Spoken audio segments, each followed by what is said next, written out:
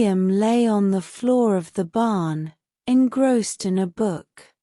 This was a rare thing with William. His bottle of lemonade lay untouched by his side, and he even forgot the half-eaten apple which reposed in his hand. His jaws were arrested midway in the act of munching. Our hero, he read, was awakened about midnight by the sound of the rattling of chains. Raising himself on his arm, he gazed into the darkness. About a foot from his bed he could discern a tall, white, faintly gleaming figure and a ghostly arm which beckoned him. William's hair stood on end. "Crumbs!" he ejaculated. Nothing perturbed, he continued to read. Our hero rose and followed the spectre through the long winding passages of the old castle. Whenever he hesitated, a white, luminous arm, hung around with ghostly chains, beckoned him on. "Gosh," murmured the enthralled William. "I'd have been scared." At the panel in the wall the ghost stopped, and silently the panel slid aside, revealing a flight of stone steps. Down this went the apparition, followed by our intrepid hero. There was a small stone chamber at the bottom, and into this the rays of moonlight poured, revealing a skeleton in a sitting attitude beside a chest of golden sovereigns. The gold gleamed in the moonlight. "Wow!" gasped William, red with excitement. "William!"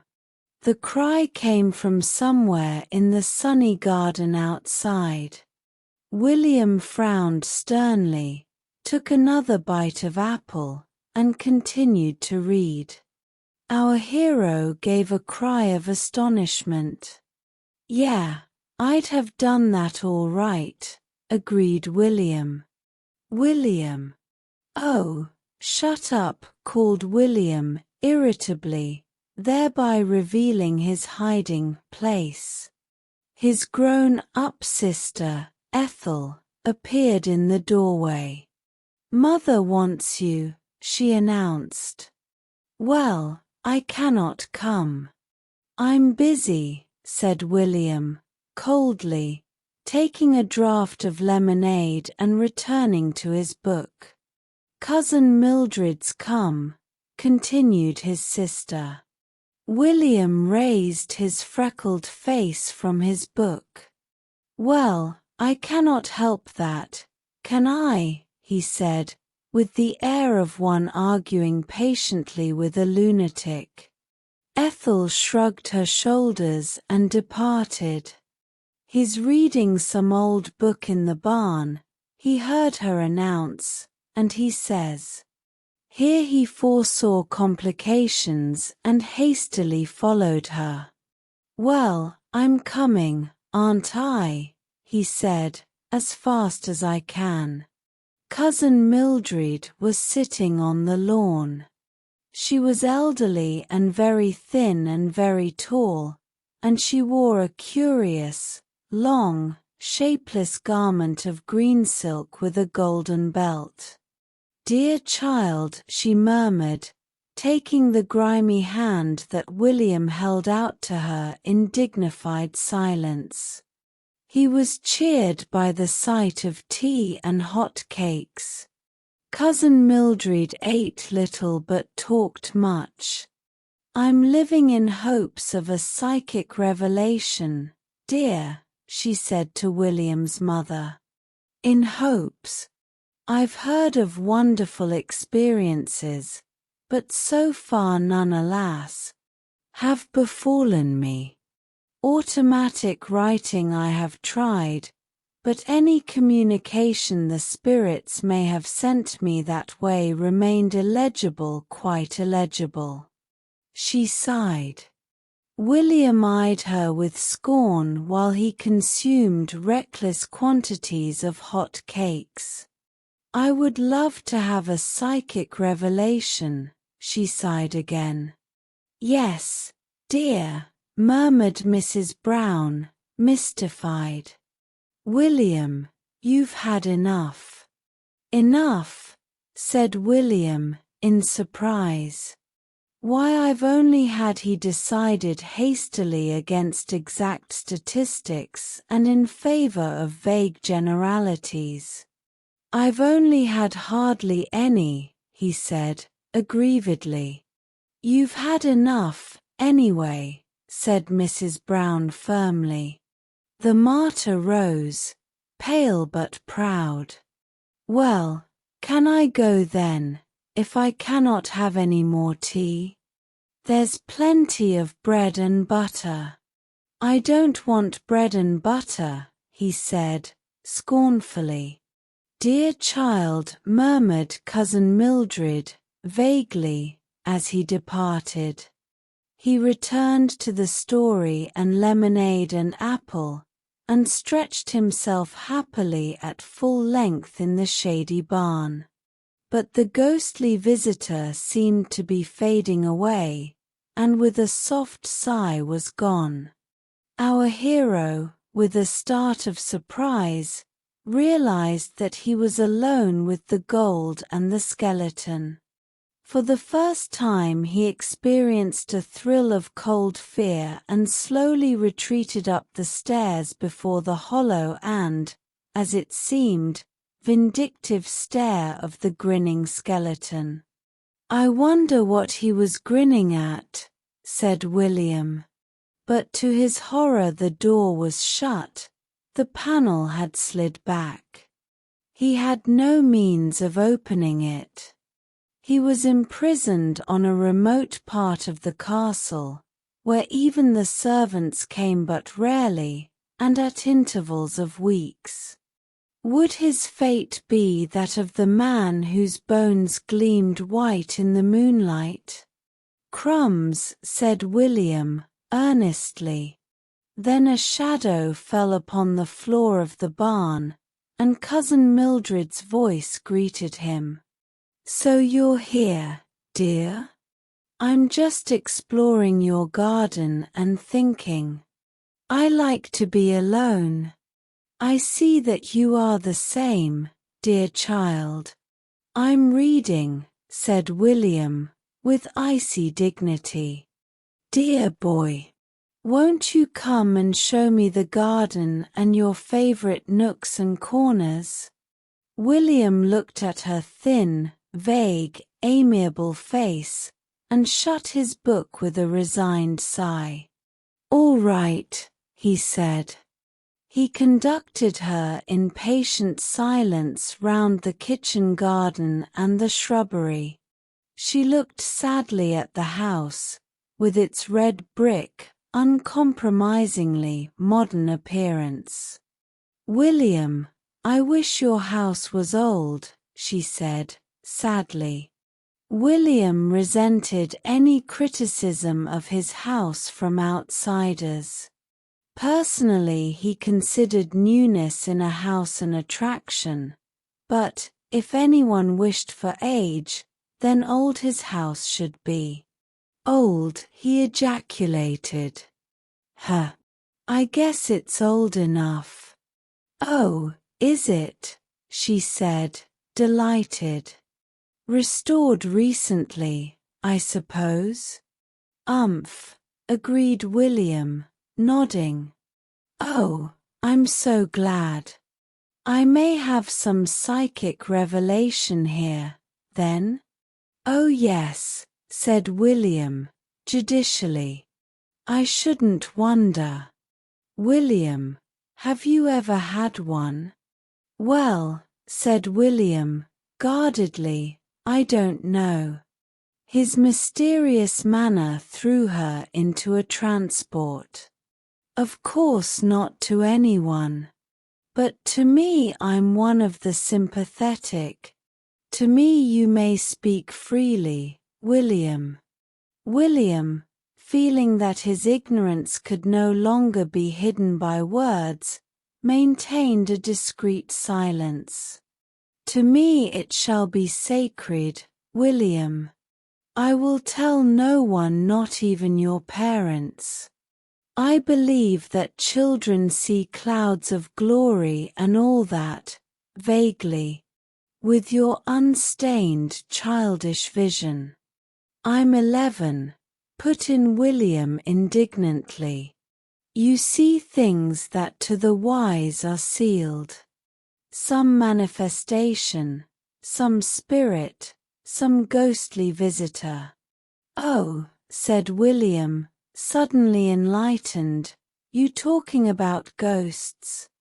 Yes, ghosts, William. Her air of deference flattered him. She evidently expected great things of him. Great things she should have.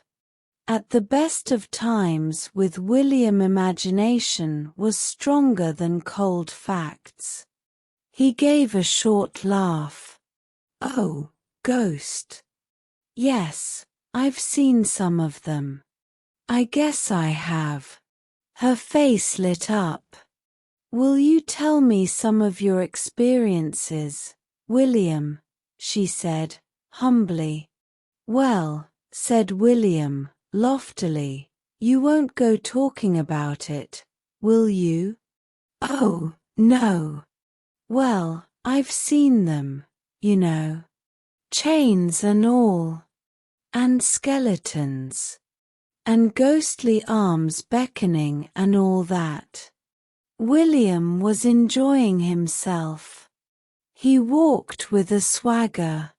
He almost believed what he said. She gasped. Oh, go on, she said. Tell me all. He went on. He soared aloft on the wings of imagination, his hands in his pockets, his freckled face puckered up in frowning mental effort. He certainly enjoyed himself. If only some of it could happen to me, breathed his friend. Does it come to you at nights, William? Yes, nodded William. Nights mostly. I shall watch tonight, said Cousin Mildred. And you say the house is old? Awful old, said William, reassuringly. Her attitude to William was a relief to the rest of the family. Visitors sometimes objected to William. She seems to have almost taken to William, said his mother, with a note of unflattering disbelief in her voice.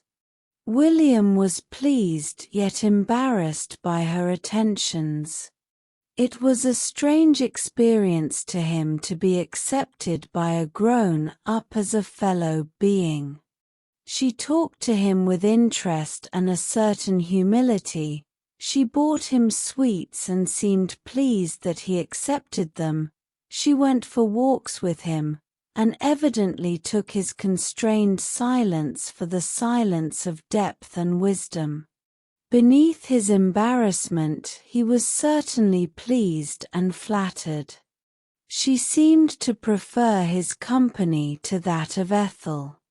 That was one in the eye for Ethel. But he felt that something was expected from him in return for all this kindness and attention. William was a sportsman. He decided to supply it. He took a book of ghost stories from the juvenile library at school, and read them in the privacy of his room at night. Many were the thrilling adventures which he had to tell to Cousin Mildred in the morning. Cousin Mildred believed in everything. She supplied him with sweets on a generous scale. She listened to him with awe and wonder. William, you are one of the elect, the chosen, she said. One of those whose spirits can break down the barrier between the unseen world and ours with ease. And always she sighed and stroked back her thin locks, sadly. "Oh, how I wish that some experience would happen to me." One morning, after the gift of an exceptionally large tin of sweets, William's noblest feelings were aroused. Manfully he decided that something should happen to her. Cousin Mildred slept in the bedroom above William's. Descent from one window to the other was easy, but ascent was difficult. That night Cousin Mildred awoke suddenly as the clock struck 12. There was no moon, and only dimly did she discern the white figure that stood in the light of the window. She sat up, quivering with eagerness.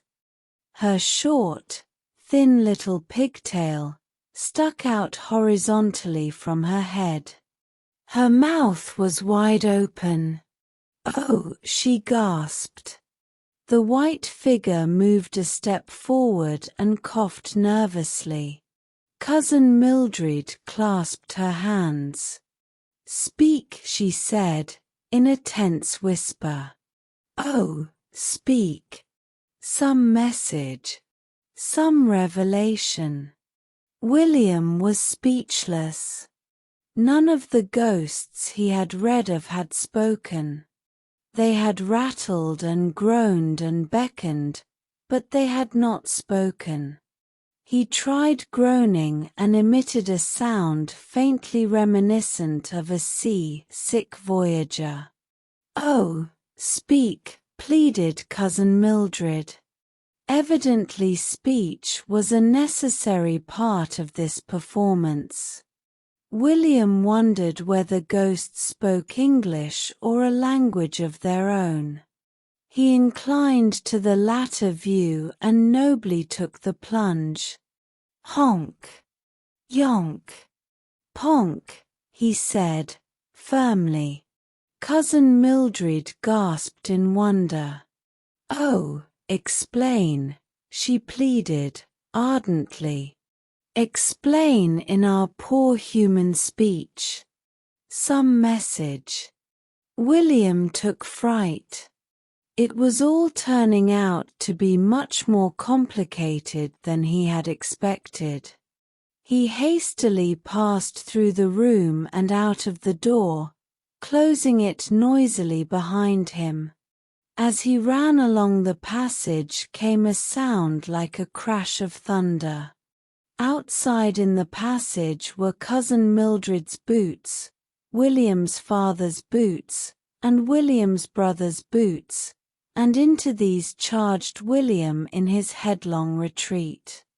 They slid noisily along the polished wooden surface of the floor, hitting into each other as they went. Doors opened suddenly and William's father collided with William's brother in the dark passage, where they wrestled fiercely before they discovered each other's identity. "I heard that confounded noise and I came out." "So did I." "Well, then, who made it? Who did? If it's that wretched boy up to any tricks again." William's father left the sentence unfinished, but went with determined tread towards his younger son's room. William was discovered, carefully spreading a sheet over his bed and smoothing it down.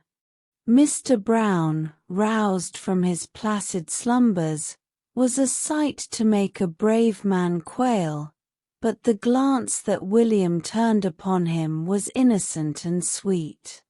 "Did you make that confounded row kicking boots about the passage?" shouted the man of wrath. "No, father," said William, gently. "I've not been kicking no boots about." "Were you down on the lower landing just now?" said Mr. Brown, with compressed fury. William considered this question silently for a few seconds, then spoke up brightly and innocently. "I don't know, Father. You see, some folks walk in their sleep and when they wake up they don't know where they've been. Why, I've heard of a man walking down a fire escape in his sleep, and then he woke up and couldn't think how he'd got to be there where he was.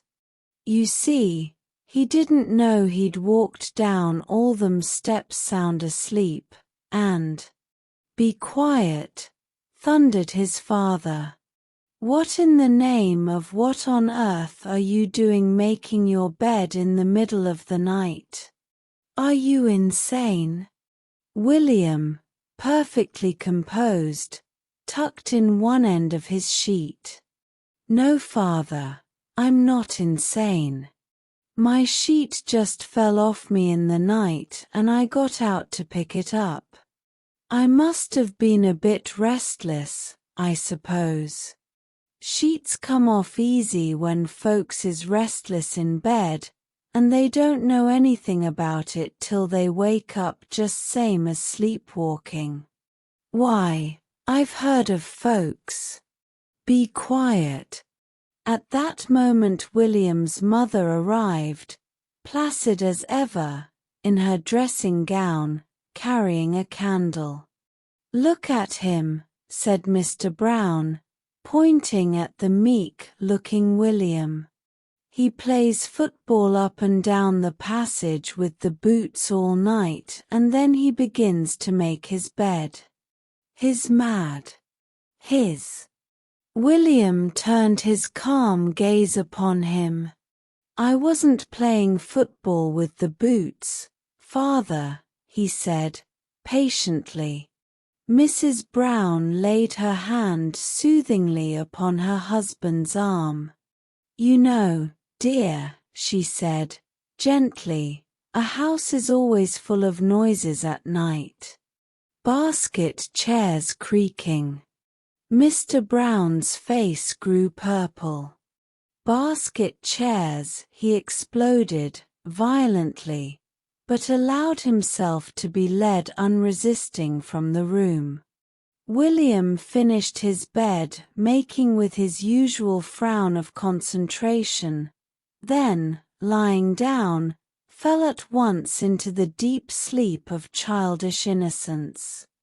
But Cousin Mildred was lying awake, a blissful smile upon her lips. She, too, was now one of the elect, the chosen. Her rather deaf ears had caught the sound of supernatural thunder as her ghostly visitor departed, and she had beamed with ecstatic joy. Honk, she murmured, dreamily. Honk, yonk, ponk. William felt rather tired the next evening. Cousin Mildred had departed, leaving him a handsome present of a large box of chocolates.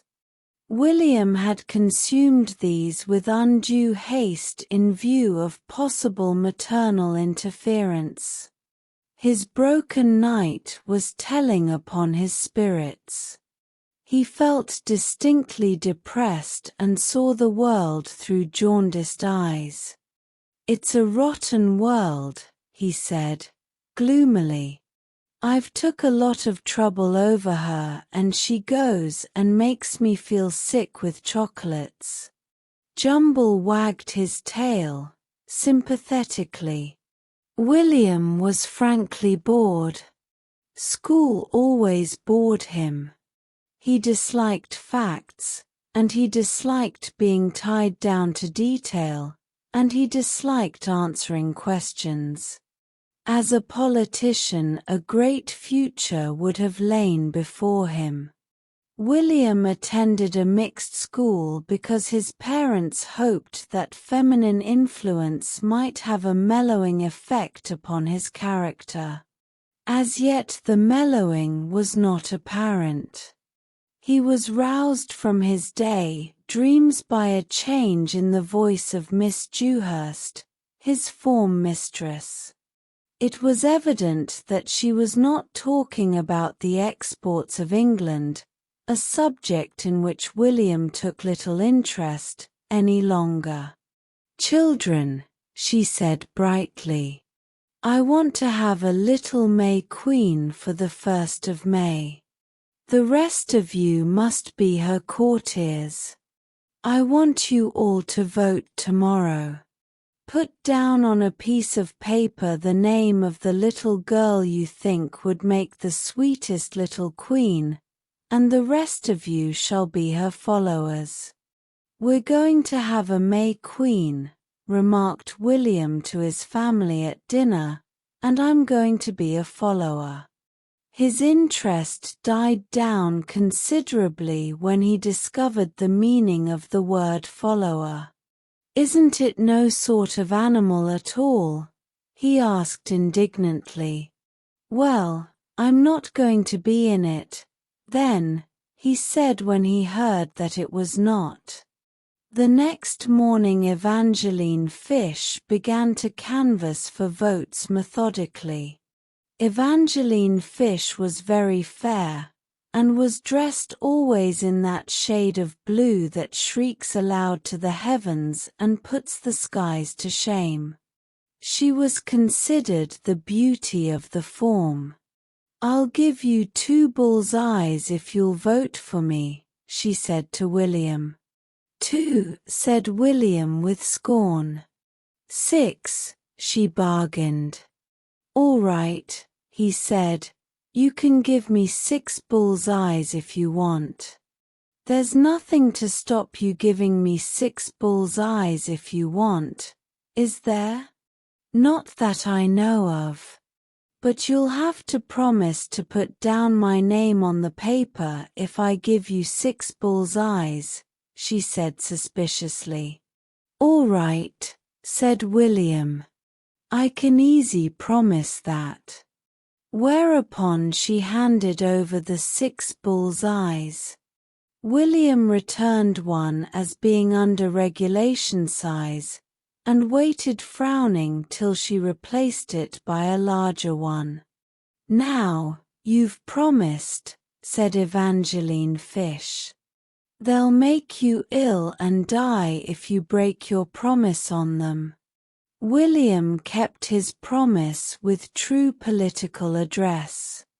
He wrote "E. Fish I don't think" on his voting paper and his vote was disqualified.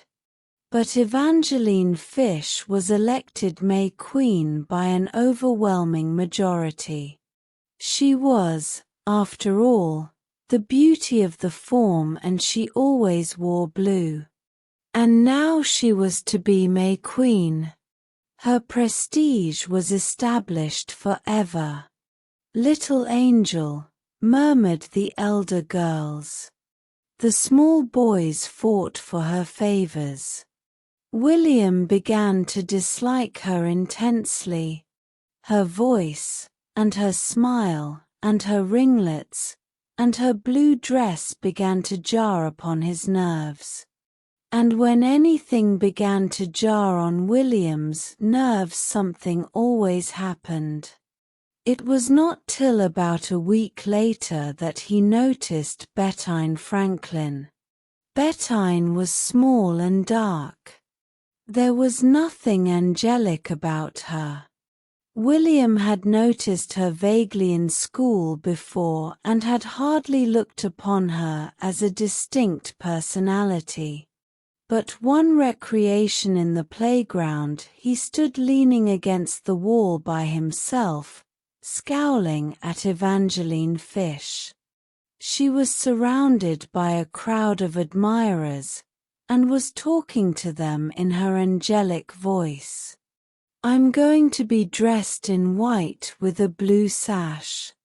Blue suits me, you know. I'm so fair." She tossed back a ringlet. "One of you will have to hold my train and the rest must dance round me.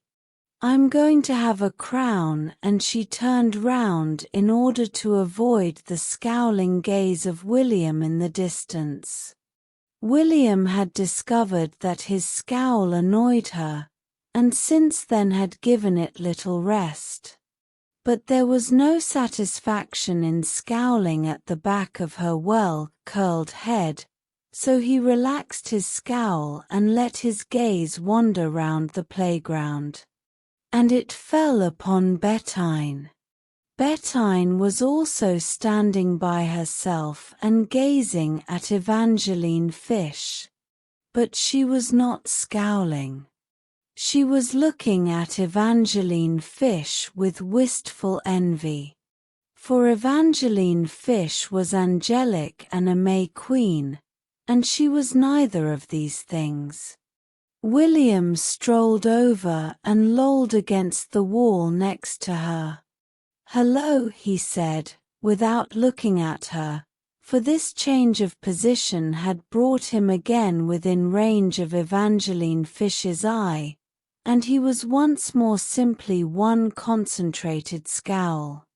"Hello," murmured Bettine shyly and politely. "You like pink rock," was William's next effort. Said Bettine, nodding emphatically. "I'll give you some next time I buy some," said William grandly, "but I shan't be buying any for a long time," he added bitterly. "'Cause an old ball slipped out my hands on to our dining room window before I noticed it yesterday." She nodded understandingly. "I don't mind," she said sweetly. "I'll like you just as much if you don't ever give me any rock." William blushed. "I didn't know you liked me," he said. "I do," she said fervently. "I like your face and I like the things you say." William had forgotten to scowl. He was one flaming mixture of embarrassment and delight. He plunged his hands into his pockets and brought out 2 marbles, a piece of clay, and a broken toy gun. "You can have them all," he said in reckless generosity. "You keep them for me," said Bettine sweetly. "I hope you dance next me at the Maypole when Evangeline's queen. Won't it be lovely?" And she sighed. "Lovely," exploded William. "Huh. Won't you like it?" said Bettine wonderingly. "Me," exploded William again. "Dancing round a pole. Round that old girl? But she's so pretty." "No, she isn't," said William firmly. "She just isn't. Not much.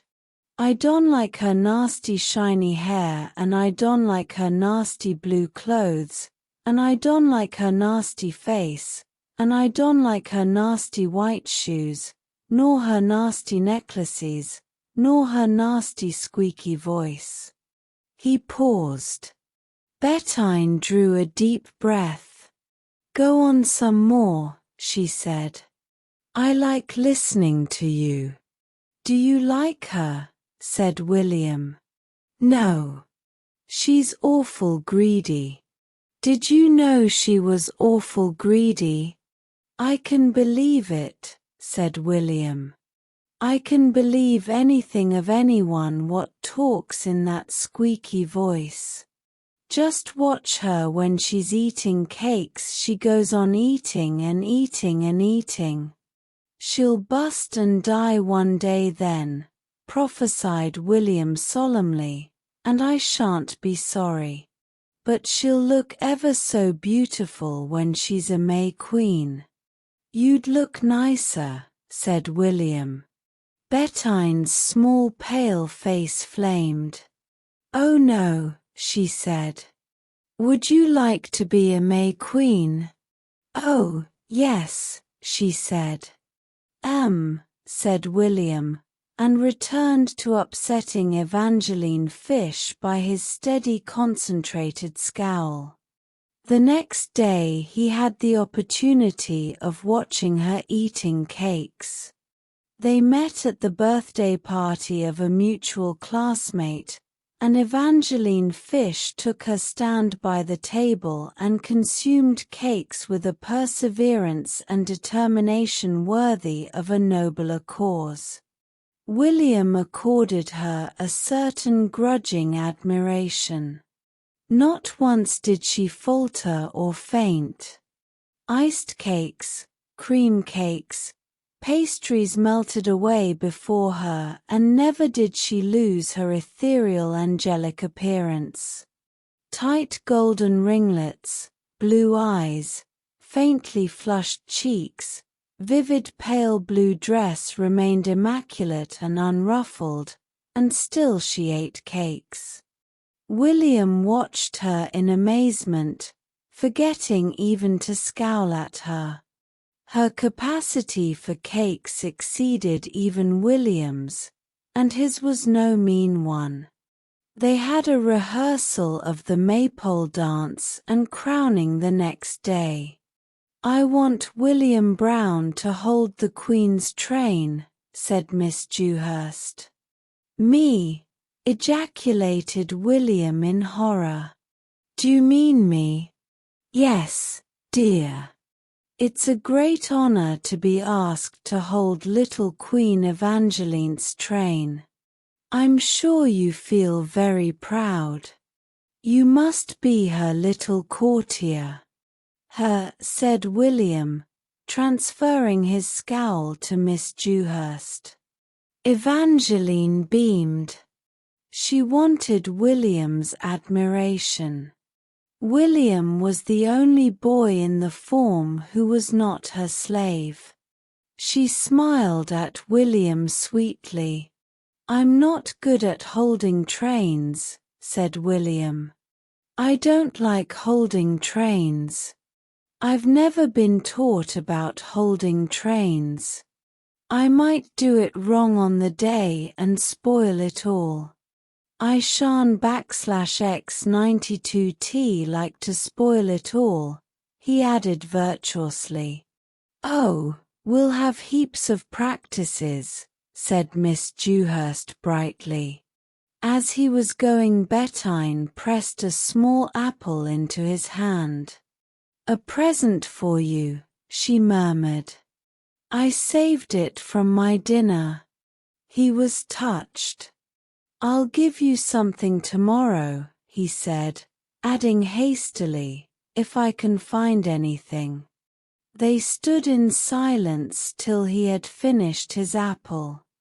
"I've left a lot on the core," he said in a tone of unusual politeness, handing it to her. "Would you like to finish it?" "No, thank you." "William, you'll look so nice holding her train." "I don't want to, and I bet I won't." "You don't know the things I can do," he said darkly. "Oh, William," she gasped in awe and admiration. "I'd hold your train if you was going to be queen," he volunteered. "I wouldn't want you to hold my train," she said earnestly. I'd want you to be May King with me." "Yes." "Why don't they have May Kings?" said William, stung by this insult to his sex. "Why shouldn't there be a May King?" "I spec they do, really, only perhaps Miss Dewhurst doesn't know about it." "Well, it doesn't seem sense not having May Kings, does it? I wouldn't mind being May King if you was May Queen." The rehearsal was, on the whole, a failure. In the end he was degraded from the position of train bearer to that of ordinary follower. The boys were to be dressed in smocks and the girls in print dresses, and the maypole dance was to be performed round Evangeline Fish, who was to stand in queenly attire by the pole in the middle. All the village was to be invited. At the end of the rehearsal William came upon Bettine, once more gazing wistfully at Evangeline Fish, who was strutting around, with many tosses of the fair ringlets, before a crowd of admirers. "Isn't it lovely for her to be May Queen?" said Bettine. "She's a rotten one," said William. "I'm jolly glad I've not to hold up her rotten old train and listen to her nasty squeaky voice singing close to, and I'll give you a present tomorrow." He did. He found a centipede in the garden and pressed it into her hand on the way to school. "They're jolly interesting," he said. "Put it in a match box and make holes for its breath and it'll live ever so long. It won't bite you if you hold it the right way." And because she loved William, she took it without even a shudder. Evangeline Fish began to pursue William. She grudged him bitterly to Bettine. She turned around near him in her sky-blue garments, she tossed her ringlets about him. She looked at him with her pale blue eyes. And in the long school hours during which he dreamed at his desk, or played games with his friends, while highly paid instructors poured forth their wisdom for his benefit, William evolved a plan. Unfortunately, like most plans, it required capital, and William had no capital. Occasionally William's elder brother Robert would supply a few shillings without inconvenient questions, but it happened that Robert was ignoring William's existence at that time. For Robert had, not for the first time, discovered his ideal, and the ideal had been asked to lunch the previous week. He had reserved some of his fervor for the cook. She must have a proper lunch, not stews and stuff they often had. There must be 3 vegetables and there must be cheese straws. Cook must learn to make better cheese straws. And William, having swallowed insults for 3 whole days, planned vengeance. It was a vengeance which only William could have planned or carried out. For only William could have seized a moment just before lunch when the meal was dished up and cook happened to be out of the kitchen to carry the principal dishes down to the coal cellar and conceal them beneath the best nuts. It is well to draw a veil over the next half hour. Both William and the meal had vanished. Robert tore his hair and appealed vainly to the heavens. He hinted darkly at suicide. For what is cold tongue and coffee to offer to an ideal?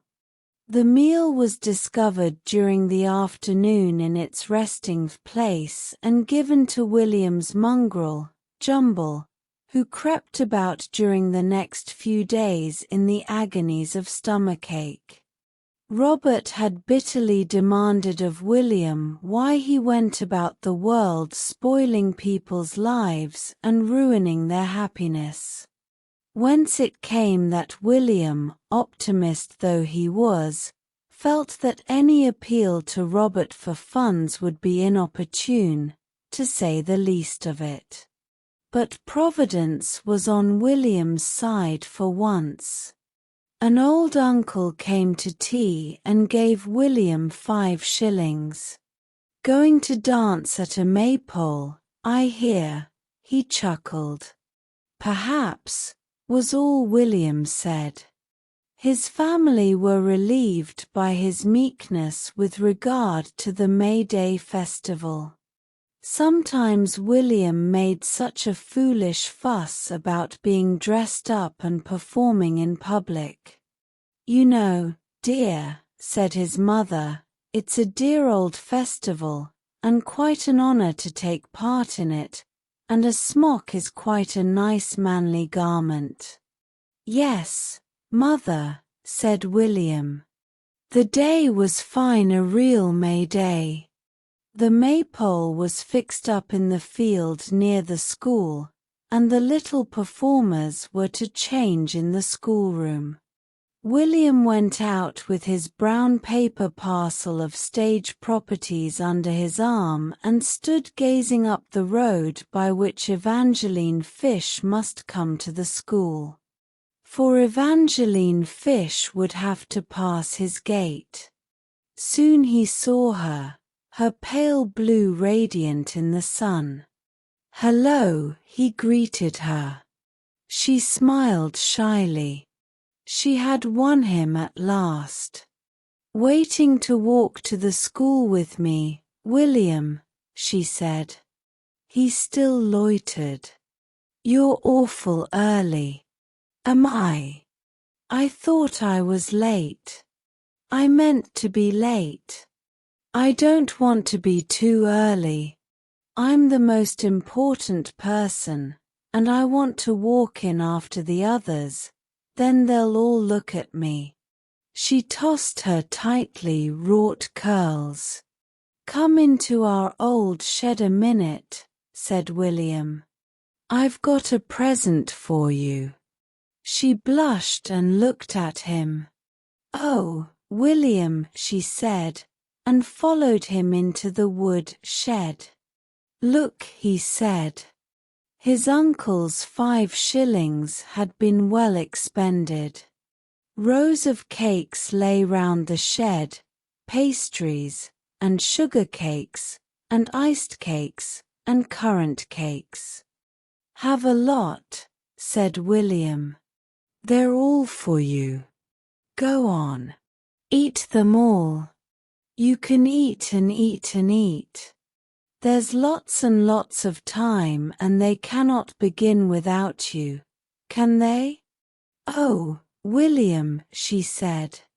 She gloated over them. "Oh, may I?" "There's heaps of time," said William. "Go on. Eat them all." Her greedy little eyes seemed to stand out of her head. "Oh," she said in rapture.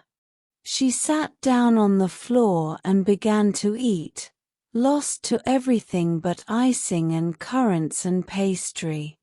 William made for the door, then he paused, gazed wistfully at the feast, stepped back, and, grabbing a cream bun in each hand, crept quietly away. Bettine in her print frock was at the door of the school. "Hurry up," she said anxiously. "You're going to be late. The others are all out. They're waiting to begin. Miss Dewhurst's out there.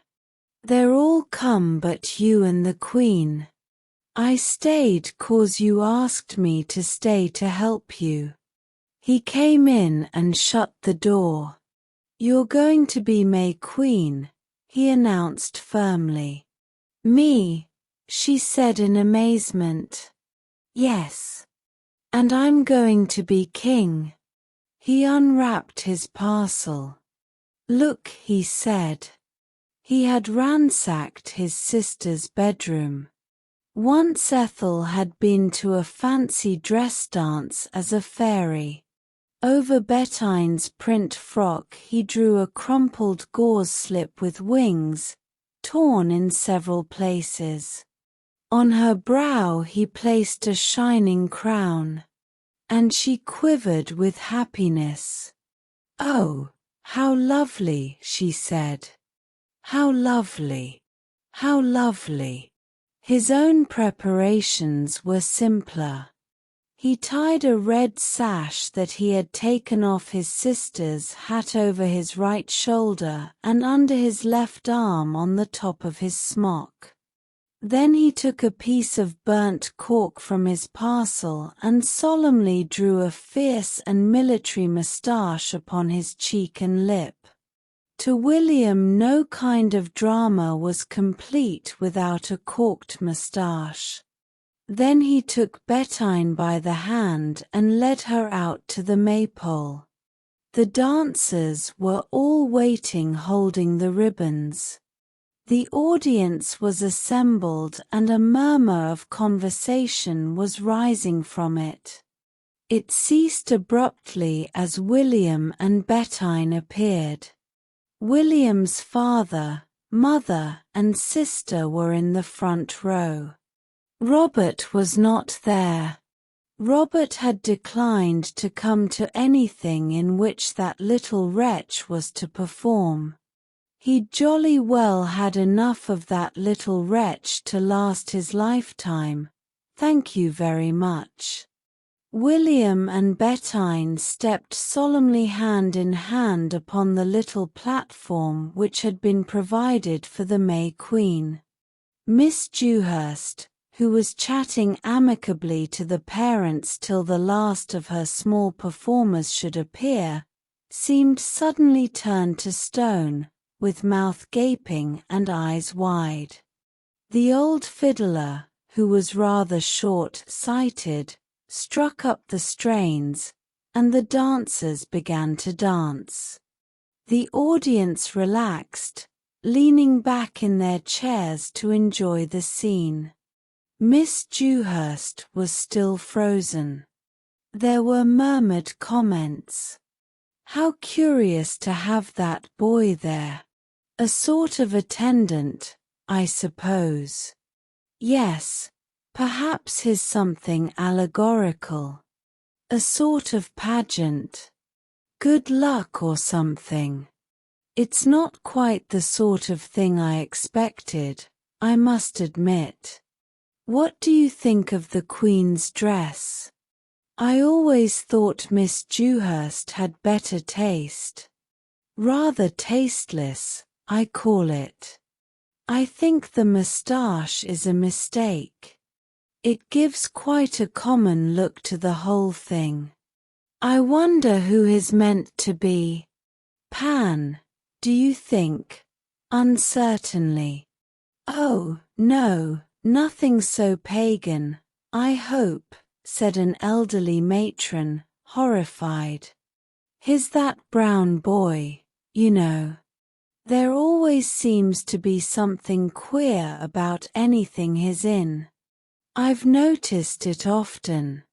But I hope he's meant to be something more Christian than Pan, though one never knows in these days, she added darkly. William's sister had recognized her possessions, and was gasping in anger. William's father, who knew William, was smiling sardonically.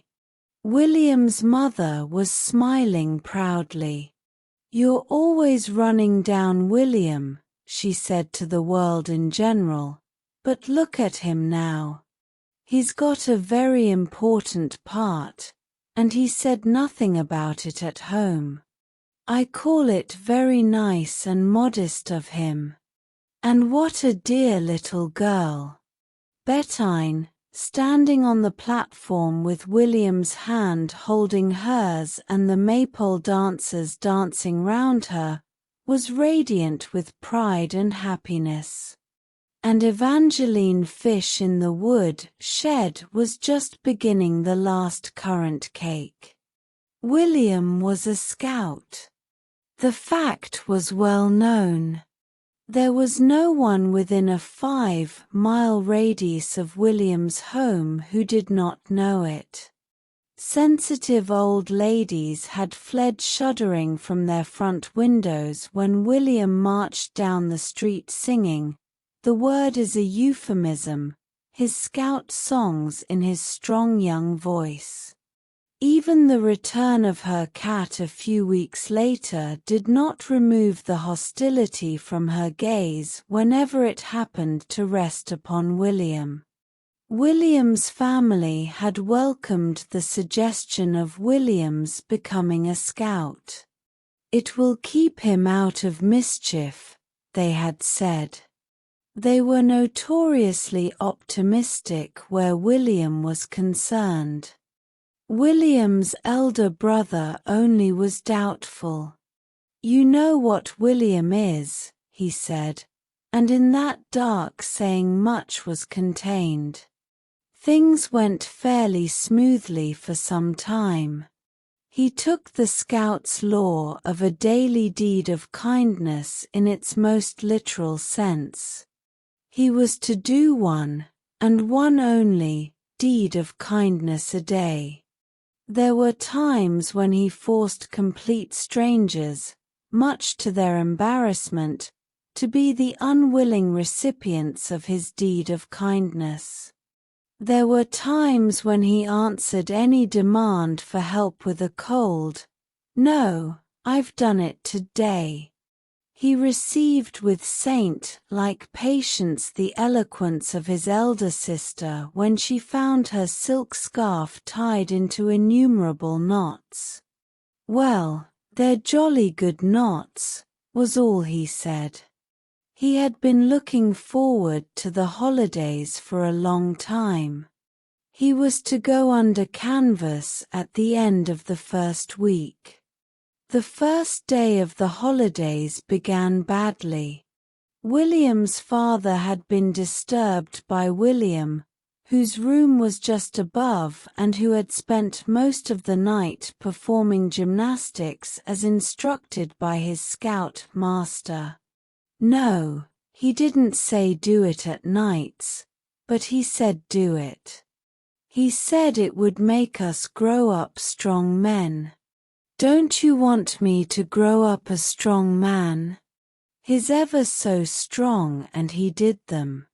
"Why shouldn't I?" His mother found a pan with the bottom burnt out and at once accused William of the crime. William could not deny it. "Well, I was making something he'd told us and I forgot it." "Well, I've got to make things if I'm a scout. I didn't mean to forget it. I won't forget it next time. It's a rotten pan, anyway, to burn itself into a hold just for that." At this point William's father received a note from a neighbor whose garden adjoined William's and whose life had been rendered intolerable by William's efforts upon his bugle. The bugle was confiscated. Darkness descended upon William's soul. "Well," he muttered, "I'm going under canvas next week and I'm jolly glad I'm going. Perhaps you'll be sorry when I'm gone." He went out into the garden and stood gazing moodily into space, his hands in the pocket of his short scout trousers, for William dressed on any and every occasion in his official costume. "Cannot even have the bugle," he complained to the landscape. "Cannot even use their rotten old pans. Cannot tie knots in any of their old things. What's the good of being a scout?" His indignation grew and with it a desire to be avenged upon his family. "I'd like to do something," he confided to a rose bush with a ferocious scowl. "Something just to show them." Then his face brightened. He had an idea. He set off cheerfully down the drive. He decided to stay away for lunch and tea and supper, and to return at dusk to a penitent, conscience-stricken family. He first made his way to a neighboring wood, where he arranged a pile of twigs for a fire, but they refused to light, even with the aid of the match that William found in the bottom of one of his pockets. Slightly dispirited, he turned his attention to his handkerchief and tied knots in it till it gave way under the strain. William's handkerchiefs, being regularly used to perform the functions of blotting paper among other duties not generally entrusted to handkerchiefs, were always in the last stages of decay. He felt rather bored and began to wonder whether it was lunch time or not. He then scouted the wood and by his wood lore traced 3 distinct savage tribes' passage through the wood and found the tracks of several elephants. He engaged in deadly warfare with about half a dozen lions, then tired of the sport. His mother would recall the scene over the pan and her heart would fail her. His father would think with shame of his conduct in the matter of the bugle. Poor William! How cruel we were! How different we shall be if only he comes home. He could almost hear the words. Perhaps his mother was weeping now. His father, wild-eyed and white-lipped, was pacing his study, waiting for news, eager to atone for his unkindness to his missing son. Perhaps he had the bugle on the table ready to give back to him. Perhaps he'd even bought him a new one. He imagined the scene of his return. He would be nobly forgiving. He would accept the gift of the new bugle without a word of reproach. His heart thrilled at the thought of it. He was getting jolly hungry. It must be after lunch time. But it would spoil it all to go home too early. Here he caught sight of a minute figure regarding him with a steady gaze and holding a paper bag in one hand. William stared down at him. "What you dressed up like that for?" said the apparition, with a touch of scorn in his voice. William looked down at his sacred uniform and scowled. "I'm a scout," he said loftily. "Scout," repeated the apparition, with an air of polite boredom. "What's your name?" "William." "Mine's Thomas." "Will you catch me a wasp?" "Look at my wasp." He opened the bag slightly and William caught sight of a crowd of wasps buzzing about inside the bag. "Want more?" demanded the infant. "Want lots more. Look. Snails." He brought out a handful of snails from a miniature pocket and put them on the ground. "Watch them put their horns out. Watch them walk. Look. They're walking. They're walking." His voice was a scream of ecstasy. He took them up and returned them to their pocket. From another he drew out a wriggling mass. "Wood lice," he explained, casually. "Got worms in another pocket." He returned the wood lice to his pocket except one, which he held between a finger and thumb laid thoughtfully against his lip. "Want wasps now? You get them for me." William roused himself from his bewilderment. How do you catch them?" he said. "Wings," replied Thomas. "Get hold of their wings and they don't sting. Sometimes they do, though," he added casually. "Then your hands go big."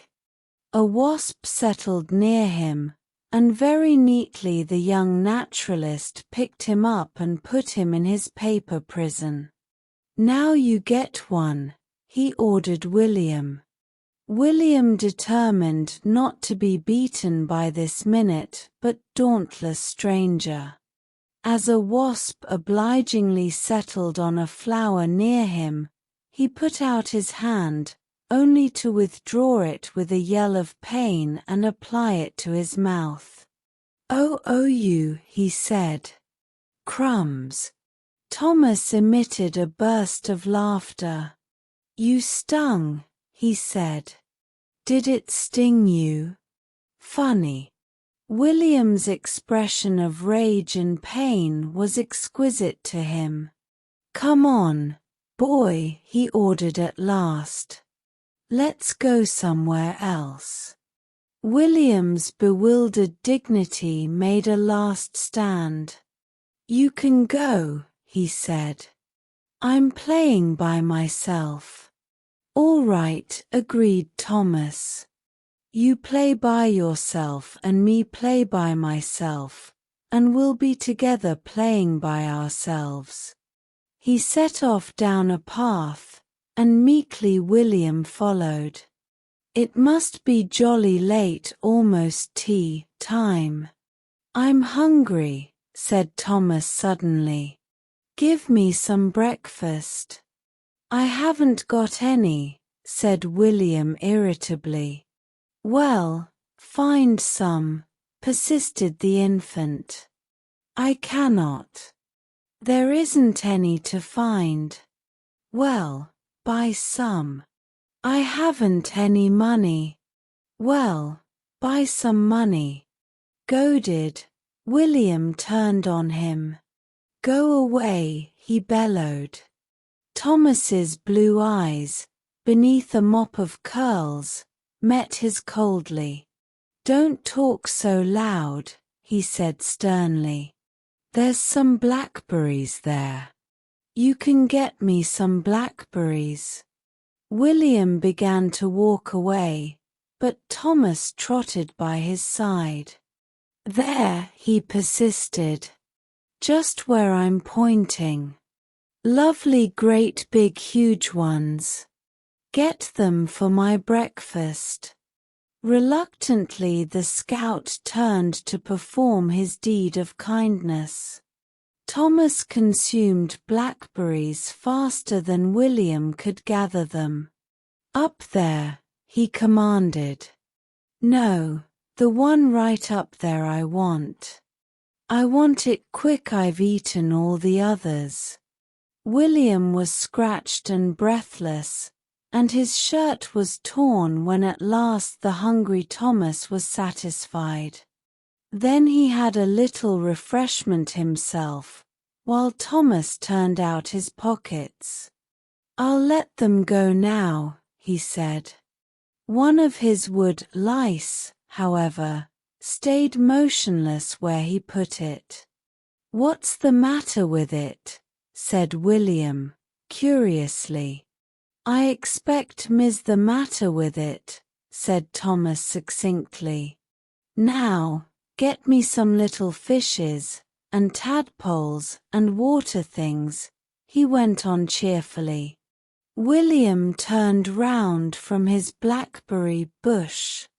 "Well, I won't," he said decidedly. "I've had enough." "You've had enough breakfast," said Thomas sternly. "I've found a little tin for the things, so be quick." "Oh, here's a fly. A green fly. It's sitting on my finger.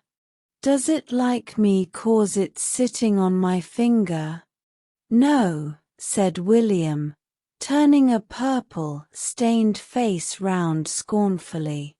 "It must be nearly night." He didn't want to be too hard on them, to make his mother ill or anything. He wanted to be as kind as possible.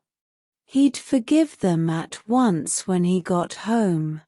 He'd ask for one or two things he wanted, as well as the new bugle, a new penknife, and an engine with a real boiler. "Why does it not like me?" persisted Thomas. William was silent. Question and questioner were beneath contempt. "Why does it not like me?" he shouted stridently. "Flies don't like people, silly." "Why not?" retorted Thomas. "They don't know anything about them." "Well, I'll tell it about me. My name's Thomas," he said to the fly politely. "Now does it like me?" William groaned.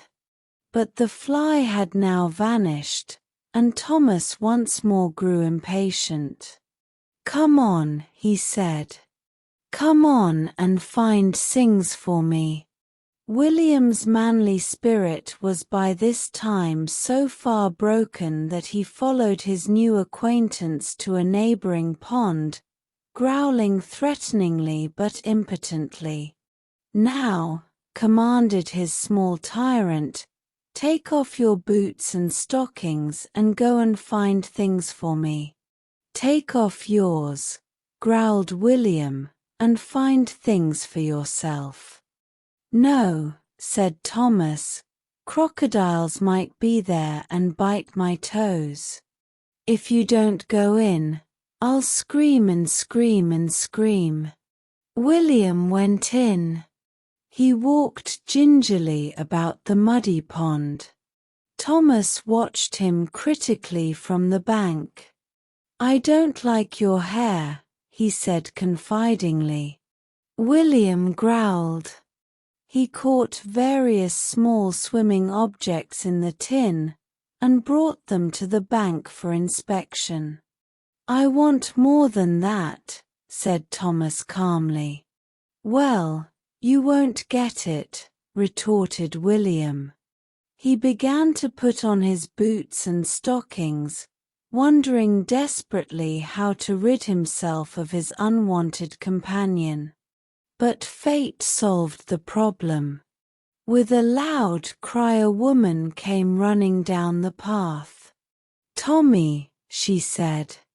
"My little darling Tommy. I thought you were lost." She turned furiously to William. "You ought to be ashamed of yourself," she said. "A great boy of your age leading a little child like this into mischief. If his father was here, he'd show you. You ought to know better. And you a scout." William gasped. "Well," he said, "and I've been doing deeds of kindness on him all morning. I've—" She turned away indignantly, holding Thomas's hand. "You're never to go with that nasty rough boy again, darling," she said. "Got lots of wasps and some fishes," murmured Thomas contentedly. They disappeared down the path. With a feeling of depression and disillusionment, William turned to go home. Then his spirits rose. After all, he'd got rid of Thomas, and he was going home to a contrite family. It must be about supper time. It would be getting dark soon. But it still stayed light a long time now. It wouldn't matter if he just got in for supper. It would have given them time to think things over. He could see his father speaking unsteadily, and holding out his hand. "My boy, let bygones be bygones, if there is anything you want." His father had never said anything of this sort to him yet, but, by a violent stretch of imagination, he could just conceive it. His mother, of course, would cry over him, and so would Ethel. "Dear William, do forgive us. We have been so miserable since you went away. We will never treat you so again." This again was unlike the Ethel he knew, but sorrow has a refining effect on all characters. He entered the gate self-consciously. Ethel was at the front door. She looked at his torn shirt and mud-covered knees. "You'd better hurry if you're going to be ready for lunch," she said coldly. "Lunch?" faltered William. "What time is it?" 10 to 1. "Father's in, so I warn you," she added unpleasantly. He entered the house in a dazed fashion. His mother was in the hall. "William," she said impatiently. "Another shirt torn. You really are careless.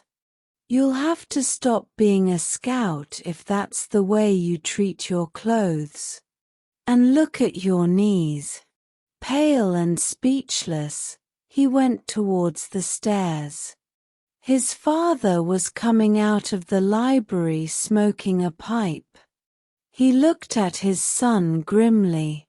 "If you aren't downstairs cleaned by the time the lunch bell goes, my son," he said, "you won't see that bugle of yours this side of Christmas." William swallowed. "Yes, father," he said meekly. He went slowly upstairs to the bathroom. Life was a rotten show. The excitement began at breakfast. William descended slightly late, and after receiving his parents' reproaches with an air of weary boredom, ate his porridge listlessly. He had come to the conclusion that morning that there was a certain monotonous sameness about life. One got up and had one's breakfast and went to school and had one's dinner and went to school and had one's tea and played and had one's supper and went to bed. Even the fact that today was a half-term holiday did not dispel his depression. One day's holiday. What good was one day? We all have experienced such feelings. Half abstractedly, he began to listen to his elders' conversation. "They promised to be here by 9, his mother was saying. "I do hope they won't be late." "Well, it's not much good their coming if the other house isn't ready, is it?" said William's grown-up sister Ethel. "I don't believe they've even finished painting." "I'm so sorry it's William's half-term holiday," sighed Mrs. Brown. "He'll be frightfully in the way." William's outlook on life brightened considerably. "They coming removing this morning?" he inquired cheerfully. "Yes. Do try not to hinder them, William." "Me?" he said indignantly. "I'm going to help." "If William's going to help," remarked his father, "thank heaven I shan't be here. Your assistance, William, always seems to be even more devastating in its results than your opposition." William smiled politely. Sarcasm was always wasted on William. "Well," he said, rising from the table, "I'd better go and be getting ready to help." 10 minutes later, Mrs. Brown, coming out of the kitchen from her interview with the cook, found to her amazement that the steps of the front door were covered with small ornaments. As she stood staring, William appeared from the drawing room, staggering under the weight of a priceless little statuette that had been the property of Mr. Brown's great-grandfather. "William," she gasped, "I'm getting all the little things ready for them just to carry straight down. If I put everything on the steps, they don't need come into the house at all. You said you didn't want them tramping in dirty boots." It took a quarter of an hour to replace them. Over the fragments of a blue bowl, Mrs. Brown sighed deeply. "I wish you'd broken anything but this, William." "Well," he excused himself, "you said things do get broken removing. You said so yourself. I didn't break it on purpose. It just got broken removing." At this point, the removers arrived. There were 3 of them. One was very fat and jovial, and one was thin and harassed looking, and a third wore a sheepish smile and walked with a slightly unsteady gait. They made profuse apologies for their lateness. "You'd better begin with the dining room," said Mrs. Brown. "Will you pack the china first? William, get out of the way." She left them packing, assisted by William. William carried the things to them from the sideboard cupboards. "What's your names?" he asked, as he stumbled over a glass bowl that he had inadvertently left on the hearth rug. His progress was further delayed while he conscientiously picked up the fragments. "Things do get broken removing," he murmured. "Mine is Mr. Blake, and his is Mr. Johnson, and his is Mr. Jones." "Which is Mr. Jones? The one that walks funny?" They shook with great laughter, so much so that a china cream jug slipped from Mr. Blake's fingers and lay in innumerable pieces round his boot. He kicked it carelessly aside. "Yes," he said, bending anew to his task. "Him what walks funny." "Why's he walk funny?" persisted William. "Has he hurt his legs?" "Yes," said Blake with a wink. "He hurt them at the Blue Cow coming here." Mr. Jones' sheepish smile broadened into a laugh. "Well, you rest," said William sympathetically. "You lie down on the sofa and rest. I'll help, so's you needn't do anything." Mr. Jones grew hilarious. "Come on," he said. "My eye, this young gent's all right, he is. You lie down and rest," he says. "Well, here goes."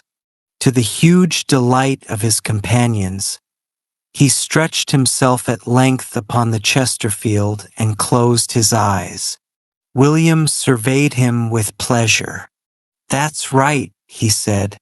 I'll show you my dog when your legs are better. I've got a fine dog." "What sort of a dog?" said Mr. Blake, resting from his labors to ask the question. "He's no particular sort of a dog," said William honestly, "but he's a jolly fine dog. You should see him do tricks." "Well, let's have a look at him. Fetch him Art." William, highly delighted, complied, and Jumble showed off his best tricks to an appreciative audience of two. Mr. Jones had already succumbed to the drowsiness that had long been creeping over him and was lying dead to the world on the Chesterfield. Jumble begged for a biscuit. He walked because William's hand firmly imprisoned his front ones. On his hind legs, he leapt over William's arm. He leapt into the very center of an old Venetian glass that was on the floor by the packing case and cut his foot slightly on a piece of it, but fortunately suffered no ill effects. William saw consternation on Mr. Johnson's face and hastened to gather the pieces and fling them lightly into the waste paper basket. "It's all right," he said soothingly. "She said things get broken removing." When Mrs. Brown entered the room 10 minutes later, Mr. Jones was still asleep, Jumble was still performing, and Mr. Blake and Johnson were standing in negligent attitudes against the wall appraising the eager Jumble with sportsmanlike eyes. "He's no breed," Mr. Blake was saying, "but he's all right. I'd like to see him after a rat. I bet he'd." Seeing Mrs. Brown, he hastily seized a vase from the mantelpiece and carried it over to the packing case, where he appeared suddenly to be working against time. Mr. Johnson followed his example. Mrs. Brown's eyes fell upon Mr. Jones and she gasped. "Whatever," she began. "He's not very well," explained Mr. Blake. "He'll be all right when he's slept it off. He's always all right when he's slept it off." "He's hurt his legs," explained William. "He hurt his legs at the Blue Cow. He's just resting." Mrs. Brown swallowed and counted 20 to herself. It was a practice she had acquired in her youth for use in times when words crowded upon her too thick and fast for utterance. At last she spoke with unusual bitterness. Need he rest with his muddy boots on my Chesterfield? At this point Mr. Jones awoke from sleep, hypnotized out of it by her cold eye. He was profuse in his apologies. He believed he had fainted. He had had a bad headache brought on probably by exposure to the early morning sun. He felt much better after his faint. He regretted having fainted on to the ladies' sofa. He partially brushed off the traces of his dirty boots with an equally dirty hand. "You've done nothing in this room," said Mrs. Brown. "We shall never get finished. William, come away. I'm sure you're hindering them." "Me?" said William in righteous indignation. "Me? I'm helping." After what seemed to Mrs. Brown to be several hours, they began on the heavy furniture. They staggered out with the dining room sideboard, carrying away part of the staircase with it in transit. Mrs. Brown, with a pale face, saw her beloved antique cabinet in pieces against the doorpost, and watched her favorite collapsible card table perform a thorough and permanent collapse. Even the hat stand from the hall was devoid of some pegs when it finally reached the van. "This is simply breaking my heart," moaned Mrs. Brown. "Where's William?" said Ethel gloomily, looking round. "I don't know. He disappeared a few minutes ago. I don't know where he is. I only hope he'll stay there." The removers now proceeded to the drawing room and prepared to take out the piano. They tried it every way. The first way took a piece out of the doorpost, the second made a dent 2 inches deep in the piano, the third knocked over the grandfather clock, which fell with a resounding crash, breaking its glass, and incidentally a tall china plant stand that happened to be in its line of descent. Mrs. Brown sat down and covered her face with her hands. "It's like some dreadful nightmare," she groaned. Mr. Blake, Johnson and Jones paused to wipe the sweat of honest toil from their brows. "I don't know how it's to be got out," said Mr. Blake despairingly. "It got in," persisted Mrs. Brown. "If it got in, it can get out." "We'll have another try," said Mr. Blake with the air of a hero leading a forlorn hope. "Come on, mites." This time was successful and the piano passed safely into the hall, leaving in its wake only a dislocated door handle and a torn chair cover. It then passed slowly and devastatingly down the hall and drive. The next difficulty was to get it into the van. Mr. Blake, Johnson, and Jones tried alone and failed. For 10 minutes they tried alone and failed. Between each attempt they paused to mop their brows and throw longing glances towards the Blue Cow, whose signboard was visible down the road. The gardener, the cook, the housemaid, and Ethel all gave their assistance, and at last, with a superhuman effort, they raised it to the van. They then all rested weakly against the nearest support and gasped for breath. "Well," said Mr. Jones, looking reproachfully at the mistress of the house, "I've never handled a piano." At this moment a well-known voice was heard in the recesses of the van, behind the piano and sideboard and hat stand. "Hey, let me out. What you've gone blocking up the van for? I cannot get out." There was a horror-stricken silence. Then Ethel said sharply, "What did you go in for?" The mysterious voice came again with a note of irritability. "Well, I was resting. I must have some rest, mustn't I? I've been helping all morning."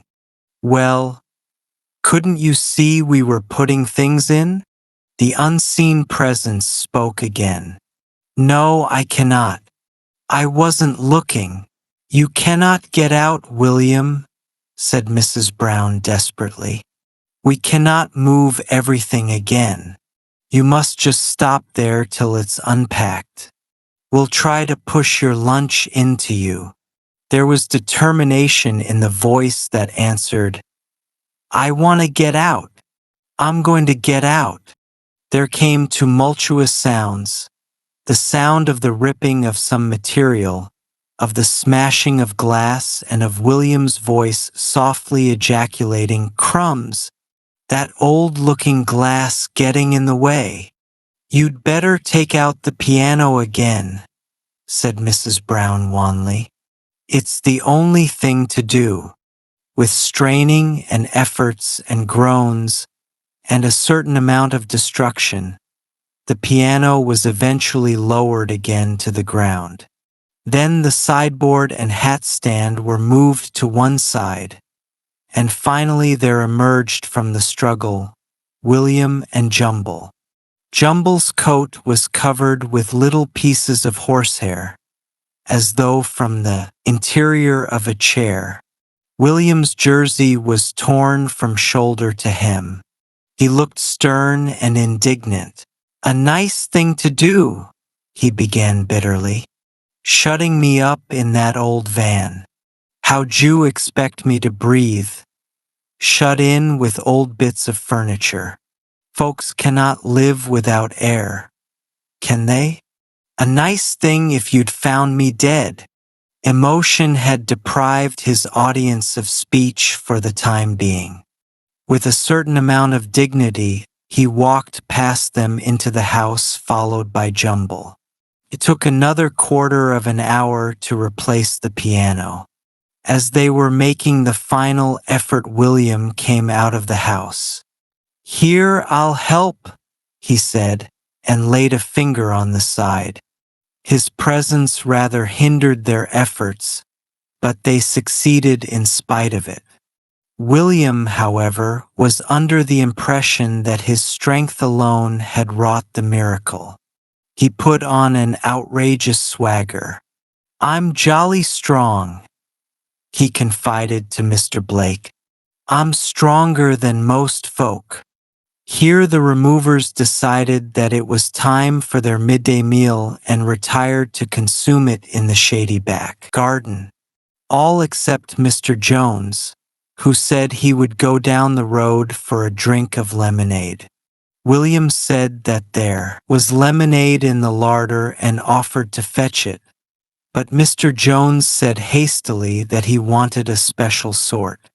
He had to be very particular what sort of lemonade he drank. Mrs. Brown and Ethel sat down to a scratch meal in the library. William followed his two new friends wistfully into the garden. William, come to lunch, called Mrs. Brown. Oh, leave him alone, Mother, pleaded Ethel. Let us have a little peace. But William did not absent himself for long. I want a red handkerchief, he demanded loudly from the hall. There was no response. He appeared in the doorway. I say, I want a red handkerchief. Have you got a red handkerchief, Mother? No, dear. Have you, Ethel? No. All right, said William aggrievedly. You needn't get mad. Need you? I'm only asking for a red handkerchief. I don't want a red handkerchief off you if you haven't got it. Do I? William, go away and shut the door. William obeyed. Peace reigned throughout the house and garden for the next half hour. Then Mrs. Brown's conscience began to prick her. William must have something to eat, dear. Do go and find him. Ethel went out to the back garden. A scene of happy restfulness met her gaze. Mr. Blake reclined against one tree consuming bread and cheese, while a red handkerchief covered his knees. Mr. Johnson reclined against another tree, also consuming bread and cheese, while a red handkerchief covered his knees. William leant against a third tree, consuming a little heap of scraps collected from the larder, while on his knees also reposed what was apparently a red handkerchief. Jumble sat in the middle, catching with nimble, snapping jaws dainties flung to him from time to time by his circle of admirers. Ethel advanced nearer and inspected William's red handkerchief with dawning horror in her face. Then she gave a scream. "William, that's my silk scarf. It was for a hat. I've only just bought it. Oh, Mother, do something to William. He's taken my new silk scarf. He's the most awful boy. I don't think." Mrs. Brown came out hastily to pacify her. William handed the silk scarf back to its rightful owner. "Well, I'm sorry. I thought it was a red handkerchief. It looked like a red handkerchief." "Well, how could I know it wasn't a red handkerchief? I've given it her back. It's all right, Jumble's only bit one end of it. And that's only jam what dropped on it. Well, it'll wash, won't it? Well, I've said I'm sorry. I don't get much thanks," William continued bitterly. "Me giving up my half-holiday to helping you removing, and I don't get much thanks." "Well, William," said Mrs. Brown, "you can go to the new house with the first van. He'll be less in the way there," she confided distractedly to the world in general. William was delighted with this proposal. At the new house there was a fresh set of men to unload the van, and there was the thrill of making their acquaintance. Then the front gate was only just painted and bore a notice, "Wet paint." It was, of course, incumbent upon William to test personally the wetness of the paint. His trousers bore testimony to the testing to their last day, in spite of many attempts at cleaning them. Jumble also tested it, and had in fact to be disconnected with the front gate by means of a pair of scissors. For many weeks, the first thing that visitors to the Brown household saw was a little tuft of Jumble's hair adorning the front gate. William then proceeded to help to the utmost of his power. He stumbled up from the van to the house, staggering under the weight of a medicine cupboard, and leaving a trail of broken bottles and little pools of medicine behind. Jumble sampled many of the latter and became somewhat thoughtful.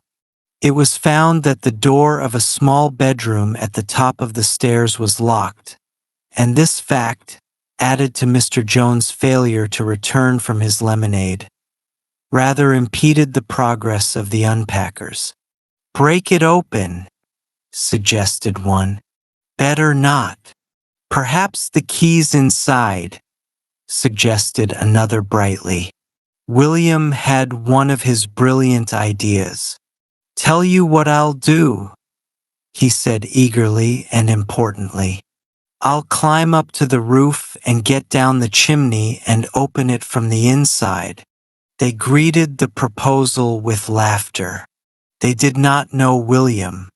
It was growing dusk when Mrs. Brown and Ethel and the second van load appeared. "What is that on the gate?" said Ethel, stooping to examine the part of Jumble's coat that brightened up the dullness of the black paint. "It's that dog," she said.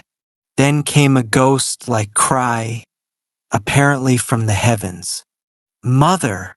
Mrs. Brown raised a startled face to the skies. There seemed to be nothing in the skies that could have addressed her. Then she suddenly saw a small face peering down over the coping of the roof. It was a face that was very frightened, under a superficial covering of soot. It was William's face. I cannot get down, it said hoarsely. Mrs. Brown's heart stood still. Stay where you are, William, she said faintly. Don't move. The entire staff of removers was summoned. A ladder was borrowed from a neighboring garden and found to be too short. Another was fetched and fastened to it. William, at his dizzy height, was growing irritable. I cannot stay up here forever, he said severely. At last he was rescued by his friend Mr. Blake and brought down to safety. His account was confused. I wanted to help. I wanted to open that door for them, so I climbed up by the kitchen roof and the ivy and the drain pipe, and I tried to get down the chimney. I didn't know which one it was, but I tried them all and they were all too little, and I tried to get down by the ivy again, but I couldn't, so I waited till you came and hollered out. I wasn't scared, he said, fixing them with a stern eye. I wasn't scared a bit. I just wanted to get down. And this old black chimney stuff tastes beastly. No, I'm all right, he ended in answer to tender inquiries. I'll go on helping. He was with difficulty persuaded to retire to bed at a slightly earlier hour than usual. Well, he confessed, I'm a bit tired with helping all day. Soon after he had gone, Mr. Brown and Robert arrived. And how have things gone today? Said Mr. Brown cheerfully. Thank heaven William goes to school tomorrow, said Ethel devoutly. Upstairs in his room, William was studying himself in the glass. Torn jersey, paint-stained trousers, blackened face. Well, he said with a deep sigh of satisfaction, I guess I've jolly well helped today. William's family were going to the seaside for February. It was not an ideal month for the seaside, but William's father's doctor had ordered him a complete rest and change. We shall have to take William with us, you know, his wife had said as they discussed plans. Good heavens, groaned Mr. Brown. I thought it was to be a rest cure. Yes, but you know what he is, his wife urged. I daren't leave him with anyone, certainly not with Ethel. We shall have to take them both. Ethel will help with him. Ethel was William's grown-up sister. All right, agreed her husband finally. You can take all responsibility. I formally disown him from now till we get back. I don't care what trouble he lands you in. You know what he is, and you deliberately take him away with me on a rest cure. It cannot be helped, dear, said his wife mildly. William was thrilled by the news. It was several years since he had been at the seaside. Will I be able to go swimming? It won't be too cold. Well, if I wrap up warm, will I be able to go swimming? Can I catch fishes? Are there lots of smugglers smuggling there? Well, I'm only asking, you needn't get mad. One afternoon, Mrs. Brown missed her best silver tray and searched the house high and low for it wildly, while dark suspicions of each servant in turn arose in her usually unsuspicious breast. It was finally discovered in the garden. William had dug a large hole in one of the garden beds. Into the bottom of this he had fitted the tray and had lined the sides with bricks. He had then filled it with water, and taking off his shoes and stockings, stepped up and down his narrow pool.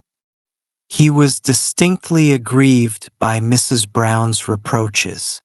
Well, I was practicing paddling, ready for going to the seaside. I didn't mean to ruin your tray. You talk as if I meant to ruin your tray. I was only practicing paddling. At last the day of departure arrived. William was instructed to put his things ready on his bed, and his mother would then come and pack for him. He summoned her proudly down the stairs after about 20 minutes. "I've got everything ready, Mother." Mrs. Brown ascended to his room. Upon his bed was a large pop gun, a football, a mouse in a cage, a punch ball on a stand, a large box of unusual things, and a deer skin which was his dearest possession and had been presented to him by an uncle from South Africa. Mrs. Brown sat down weakly on a chair. "You cannot possibly take any of these things," she said faintly but firmly. "Well, you said put my things on the bed for you to pack, and I've put them on the bed. And now you say, I meant clothes." "Oh, clothes," scornfully. "I never thought of clothes." "Well, you cannot take any of these things anyway." William hastily began to defend his collection of treasures. "I must have the pop gun 'cause you never know. There may be pirates and smugglers down there, and you can kill a man with a pop gun if you get near enough and know the right place, and I might need it. And I must have the football to play on the sands with and the punch ball to practice boxing on, and I must have the mouse, 'cause to feed him, and I must have this box of things and this skin to show to folks I meet down at the seaside, 'cause they're interesting." But Mrs. Brown was firm, and William reluctantly yielded. In a moment of weakness, finding that his trunk was only 3/4 filled by his things, she slipped in his beloved deer skin, while William himself put the pop gun inside when no one was looking. They had been unable to obtain a furnished house, so had to be content with a boarding house. Mr. Brown was eloquent on the subject. "If you're deliberately turning that child loose into a boarding house full, presumably, of quiet, inoffensive people, you deserve all you get. It's nothing to do with me. I'm going to have a rest cure. I've disowned him. He can do as he likes." "It cannot be helped, dear," said Mrs. Brown mildly. Mr. Brown had engaged one of the huts on the beach chiefly for William's use, and William proudly furnished its floor with the deer skin. "It was killed by my uncle," he announced to the small crowd of children at the door who had watched with interest his painstaking measuring of the floor in order to place his treasure in the exact center. "He killed it dead, just like this." William had never heard the story of the death of the buck, and therefore had invented one in which he had gradually come to confuse himself with his uncle in the role of hero. "It was walking about and he met it. I hadn't got no gun, and it sprung at me and I caught hold of its neck with one hand and I broke off its horns with the other, and I knocked it over. And it got up and ran at me, him again, and I just tripped it up with my foot and it fell over again, and then I just give it one big hit with my fist right on its head, and it killed it and it died." There was an incredulous gasp. Then there came a clear, high voice from behind the crowd. "Little boy, you are not telling the truth." William looked up into a thin, spectacled face. "I wasn't telling it to you," he remarked, wholly unconcerned. A little girl with dark curls spoke quite needlessly in William's defense. "He's a very brave boy to do all that," she said indignantly. "So don't you go saying things to him." "Well," said William, flattered but modest, "I didn't say I did it, did I? I said my uncle, well, partly my uncle." Mr. Percival Jones looked down at him in righteous wrath. "You're a very wicked little boy. I'll tell your father, I'll tell your sister." For Ethel was approaching in the distance, and Mr. Percival Jones was in no way unwilling to converse with her. Mr. Percival Jones was a thin, pale, aesthetic would-be poet who lived and thrived on the admiration of the elderly ladies of his boarding house, and had done so for the past 10 years. Once he had published a volume of poems at his own expense. He lived at the same boarding house as the Browns, and had seen Ethel in the distance to meals. He had admired the red lights in her dark hair and the blue of her eyes, and had even gone so far as to wonder whether she possessed the solid and enduring qualities which he would require of one whom in his mind he referred to as his future spouse. He began to walk down the beach with her. "I should like to speak to you, about your brother, Miss Brown," he began. "If you can spare me the time, of course. I trust one do not, intrude or presume. He is a charming little man, but, I fear, not truthful. May I accompany you a little on your way? I am, much attracted to your, family. I, should like to know you all better. I am, deeply attached to your, little brother, but grieved to find that he does not, adhere to the truth in his statements. I, Miss Brown's blue eyes were dancing with merriment. "Oh, don't you worry about William," she said. "He's awful. It's much best just to leave him alone. Isn't the sea gorgeous today?" They walked along the sands. Meanwhile, William had invited his small defender into his hut. "You can look round," he said graciously. "You've seen my skin, what he killed, haven't you? This is my gun. You put a cork in there and it comes out hard when you shoot it. It would kill anyone impressively if you did it near enough to them and at the right place. And I've got a mouse and a punch ball and a box of things and a football, but they wouldn't let me bring them," bitterly.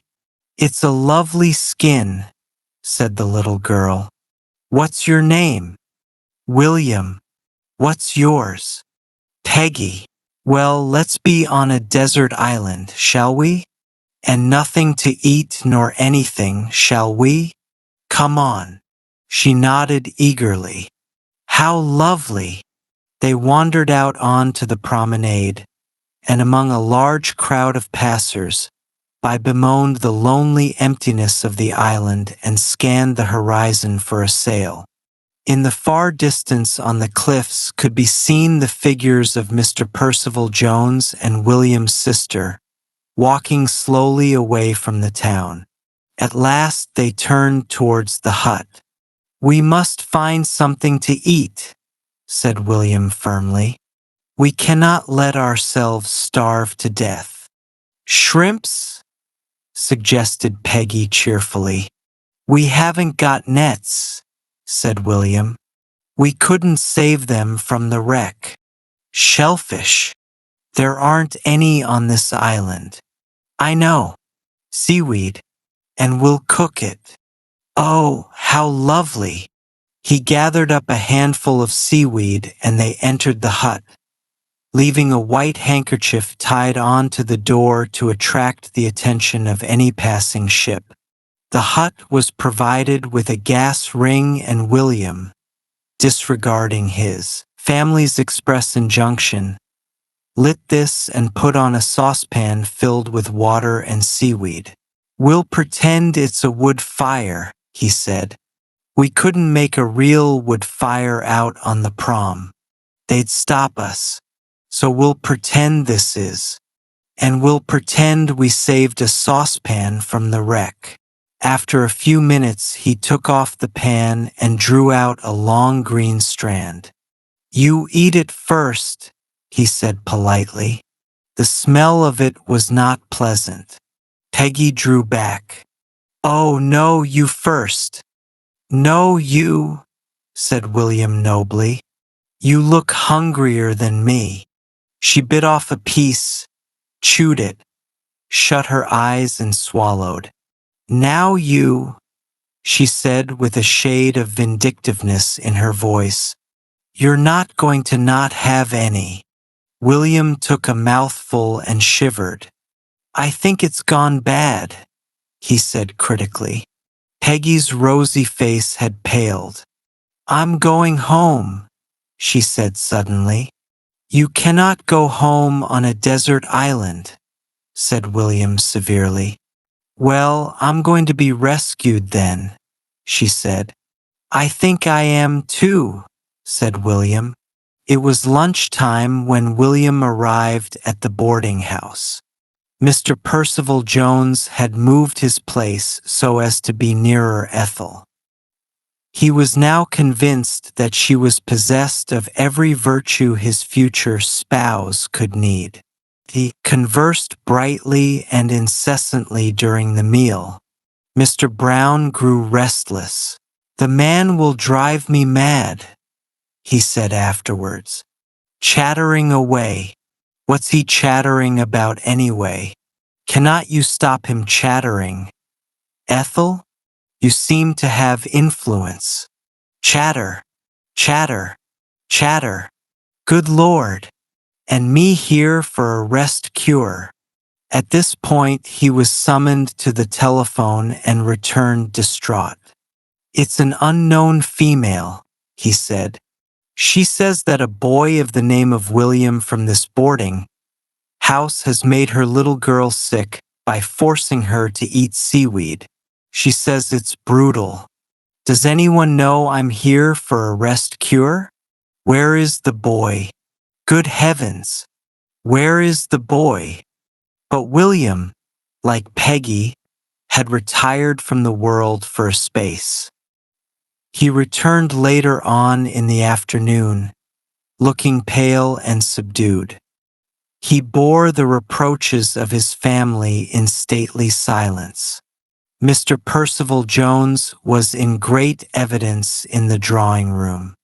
"And soon the spring will be with us once more," he was saying in his high-pitched voice as he leant back in his chair and joined the tips of his fingers together. "The spring, the spring. I have a little effort composed on the coming of spring I will read to you sometime if you will be kind enough to criticize impartially." "Criticize," they chorused. "It will be above criticism." "Oh, do read it to us, Mr. Jones." "I will this evening." His eyes wandered to the door, hoping and longing for his beloved's entrance. But Ethel was with her father at a performance at the Winter Gardens, and he looked and longed in vain. In spite of this, however, the springs of his eloquence did not run dry, and he held forth ceaselessly to his little circle of admirers. The simple pleasures of nature. How few of us, alas, have the gift of appreciating them rightly.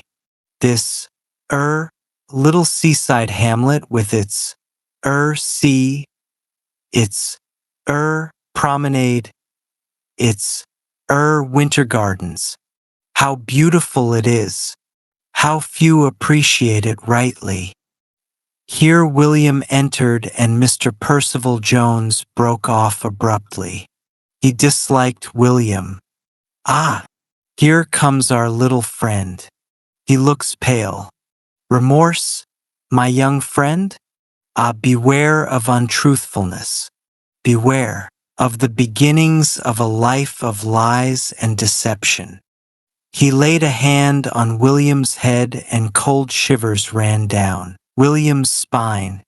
"Be good, sweet child, and let who will be clever, as the poet says." There was murder in William's heart. At that minute Ethel entered. No, she snapped. I sat next a man who smelt of bad tobacco. I hate men who smoke bad tobacco. Mr. Jones assumed an expression of intense piety. I may boast, he said, that I have never thus soiled my lips with drink or smoke. There was an approving murmur from the occupants of the drawing room. William had met his father in the passage outside the drawing room. Mr. Brown was wearing a hunted expression. Can I go into the drawing room? He said bitterly. Or is he chattering away in there? They listened. From the drawing room came the sound of a high-pitched voice. Mr. Brown groaned. Good Lord, he moaned. And I'm here for a rest cure and he comes chattering into every room in the house. Is the smoking room safe? Does he smoke? Mr. Percival Jones was feeling slightly troubled in his usually peaceful conscience. He could honestly say that he had never smoked. He could honestly say that he had never drank. But in his bedroom reposed 2 bottles of brandy, purchased at the advice of an aunt in case of emergencies. In his bedroom also was a box of cigars that he had bought for a cousin's birthday gift, but which his conscience had finally forbidden to present. He decided to consign these 2 emblems of vice to the waves that very evening. Meanwhile, William had returned to the hut and was composing a tale of smugglers by the light of a candle. He was much intrigued by his subject. He wrote fast in an illegible hand in great sloping lines, his brows frowning, his tongue protruding from his mouth as it always did in moments of mental strain. His sympathies wavered between the smugglers and the representatives of law and order. His spelling was the despair of his teachers. Ho, says Dick Savage, he wrote. Roll the bottles of beer up the beach. Fill your pockets with the tobacco from the boat. Quick, now. We are observed. He looked round in the darkness. In less time than what it takes to write this, he was surrounded by policemen and stood, proud and defiant, in the light of their electric torches. Surrender, cried one, holding a gun at his brain and a drawn sword at his heart. Surrender or die. Never, said Dick Savage, throwing back his head, proud and defiant. Never. Do to me what you will, you dirty dogs. I will never surrender. Sooner will I die. One cruel brute hit him a blow on the lips and he sprang back, snarling with rage. In less time than what it takes to write this, he had sprung at his torturer's throat and his teeth met in one mighty bite. His torturer dropped dead and lifeless at his feet. Ho! Cried Dick Savage, throwing back his head, proud and defiant again. So dies any of you what insults my proud manhood. I will meet my teeth in your throats. For a minute they stood trembling. Then one, bolder than the rest, leapt forward and tied Dick Savage's hands with rope behind his back. Another took from his pockets bottles of beer and tobacco in large quantities. Ho! They shouted. Ho! Dick Savage the smuggler caught at last. Dick Savage gave one proud and defiant laugh, and, bringing his tied hands over his head, he bit the rope with one mighty bite. Ho! Ho! He cried, throwing back his proud head. Ho, ho! You dirty dogs! Then, drinking a large bottle of poison he had concealed in his shirt, he fell dead and lifeless at their feet. There was a timid knock at the door and William, scowling impatiently, rose to open it. "What d'you want?" he said curtly. A little voice answered from the dusk. "It's me, Peggy. I've come to see how you are, William. They don't know I've come. I was awful sick after that seaweed this morning, William." William looked at her with a superior frown. "Go away," he said. "I'm busy." "What you doing?" she said, poking her little curly head into the doorway. "I'm writing a tale."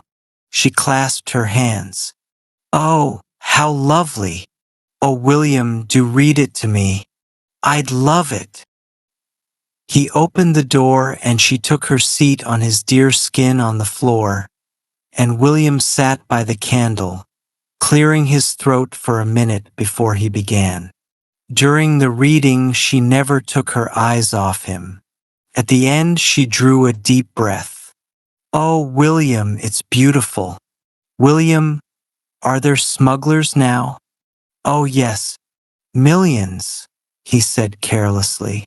"Here? Of course there are." She went to the door and looked out at the dusk. "I'd love to see one. What do they smuggle, William?" He came and joined her at the door, walking with a slight swagger as became a man of literary fame. "Oh, beer and cigars and things. Millions of them." A furtive figure was passing the door, casting suspicious glances to left and right. He held his coat tightly round him, clasping something inside it. "I expect that's one," said William casually. They watched the figure out of sight. Suddenly William's eyes shone. "Let's stalk him and catch him," he said excitedly. "Come on, let's take some weapons." He seized his pop gun from a corner. "You take," he looked round the room, "you take the wastepaper basket to put over his head and pin down his arms and something to tie him up. I know the skin he shot in Africa. You can tie his paws in front of him. Come on, let's catch him smuggling." He stepped out boldly into the dusk with his pop gun, followed by the blindly obedient Peggy carrying the wastepaper basket in one hand and the skin in the other. Mr. Percival Jones was making quite a little ceremony of consigning his brandy and cigars to the waves. He had composed a little effort upon it which began, "O deep ocean, receive these objects vile, which never more mine eyes shall soil." He went down to the edge of the sea and, taking a bottle in each hand, held them out at arm's length, while he began in his high-pitched voice, "O deep ocean, receive these." He stopped. A small boy stood beside him, holding out at him the point of what in the semi-darkness Mr. Jones took to be a loaded rifle.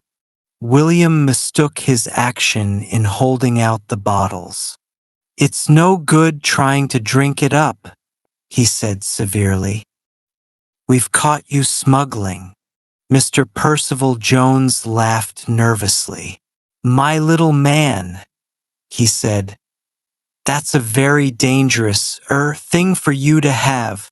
Suppose you hand it over to me. Now, like a good little chap." William recognized his voice. "Fancy you being a smuggler all the time," he said with righteous indignation in his voice. "Take away that nasty gun, little boy," pleaded his captive plaintively. "You don't understand it. It might go off." William was not a boy to indulge in half measures. He meant to carry the matter off with a high hand. "I'll shoot you dead," he said dramatically, "if you don't do just what I tell you." Mr. Percival Jones wiped the perspiration from his brow. "Where did you get that rifle, little boy?" he asked in a voice he strove to make playful. Is it loaded?" "It's, unwise, little boy. Most unwise. Give it to me to, take care of. It, might go off, you know." William moved the muzzle of his weapon, and Mr. Percival Jones shuddered from head to foot. William was a brave boy, but he had experienced a moment of cold terror when first he had approached his captive. The first note of the trembling, high-pitched voice had, however, reassured him. He instantly knew himself to be the better man. His captive's obvious terror of his pop gun almost persuaded him that he held in his hand some formidable death-dealing instrument. As a matter of fact, Mr. Percival Jones was temperamentally an abject coward.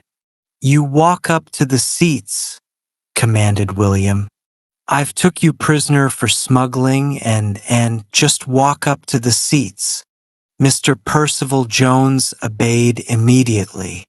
"Don't, press anything, little boy," he pleaded as he went. "It, might go off by accident. You might do, untold damage."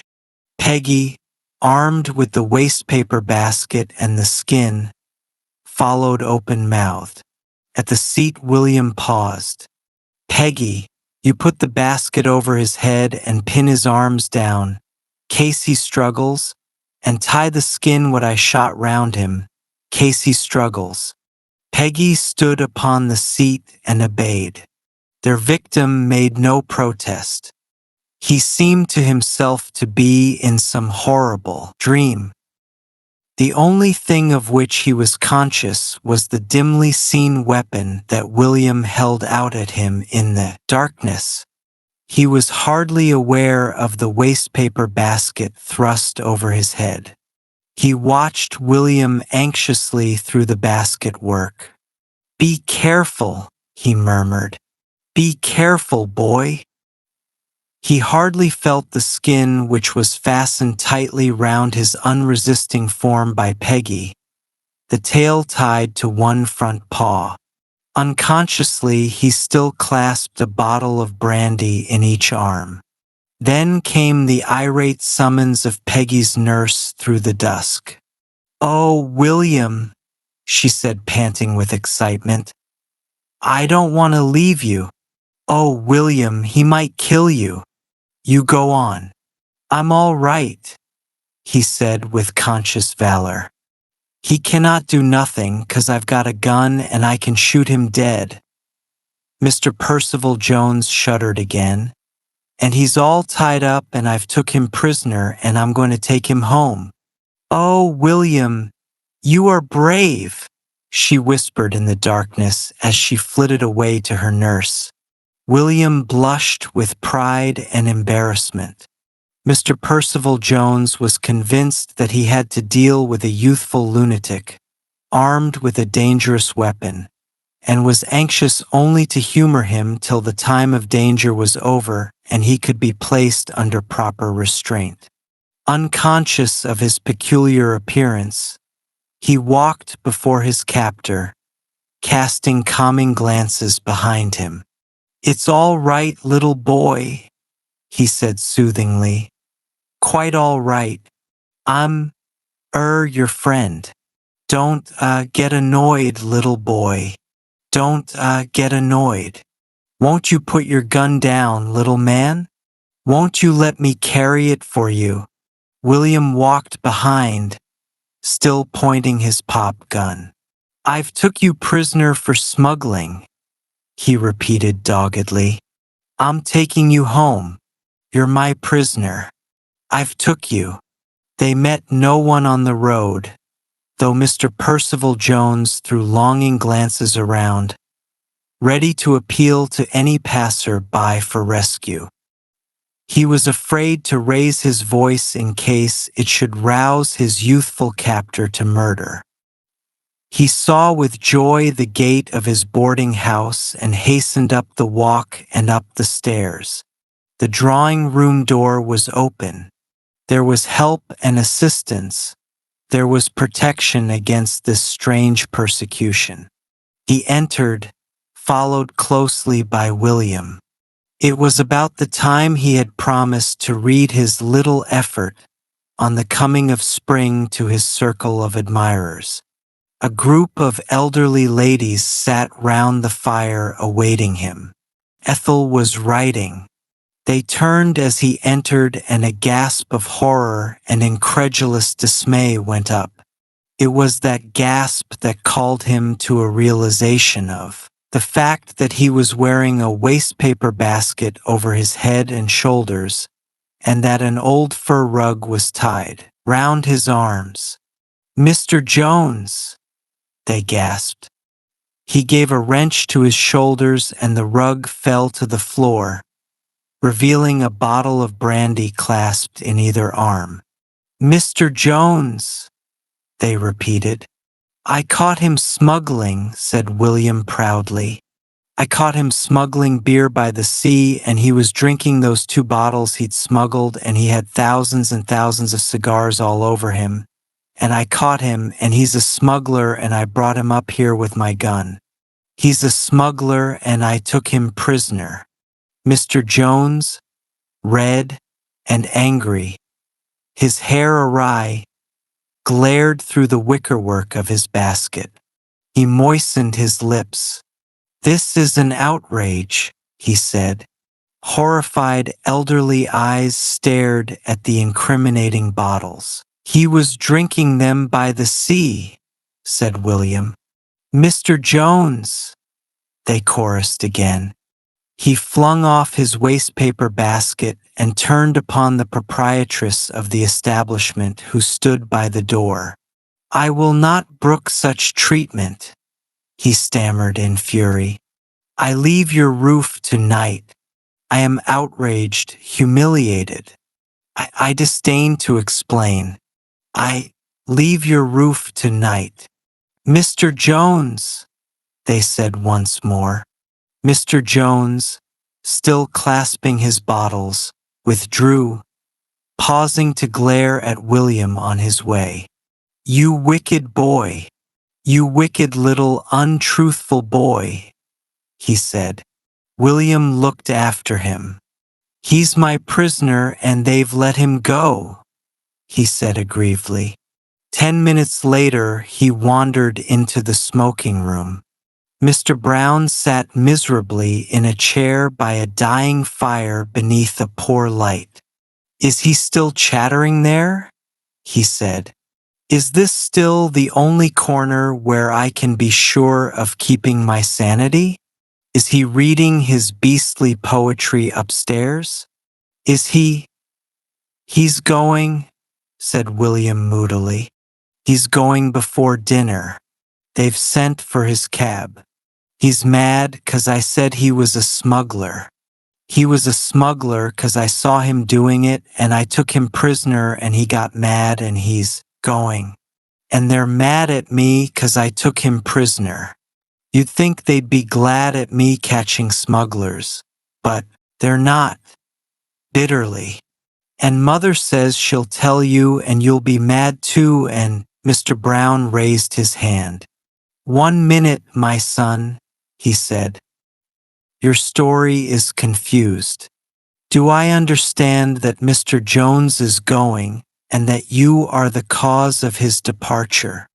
"Yes, 'cause he got mad, 'cause I said he was a smuggler and he was a smuggler and they're mad at me now," and Mr. Brown laid a hand on his son's shoulder. "There are moments, William," he said, "when I feel almost affectionate towards you.